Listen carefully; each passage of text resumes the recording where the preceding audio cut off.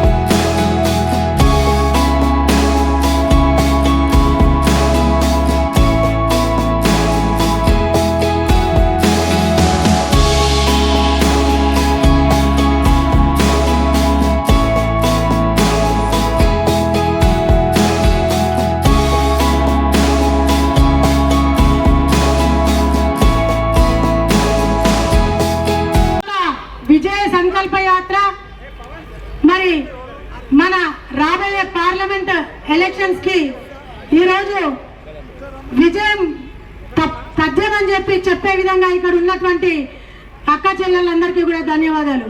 మరి గతంలో అనేక ప్రభుత్వాలు మన తెలంగాణ రాష్ట్రంలో ఏలినప్పటికీ మనం చూస్తూ ఉన్నాం.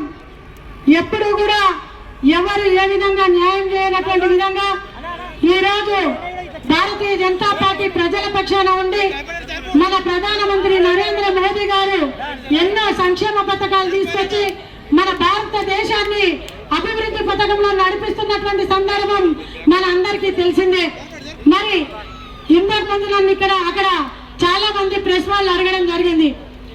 మరి మొన్న అసెంబ్లీలో మీరు గెలవలేదు కదా, ఇప్పుడు పార్లమెంట్ లో గెలుస్తామని చెప్పి మీకు ధైర్యం ఏంటి అని అడిగిర్రు.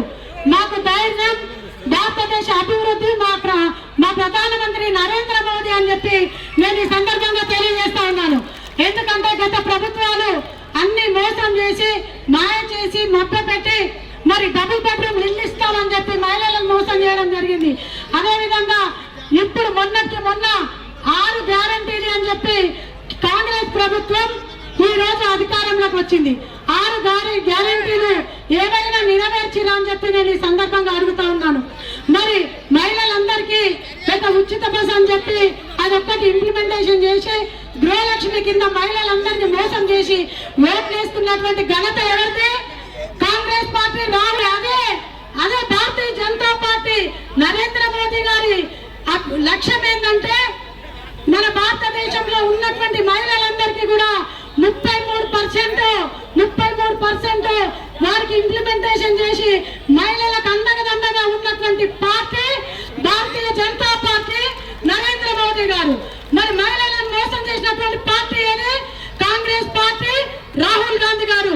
కాబట్టి మా ధైర్యం ఈ రోజు నరేంద్ర మోదీ గారు దేశ అభివృద్ధిలో ఈ రోజు ముందుంటే కాంగ్రెస్ ప్రభుత్వం ఏదైతే 60 ఏళ్లు పరిపాలించిందో మరి ఎక్కడ కూడా అభివృద్ధి అనేది శూన్యం.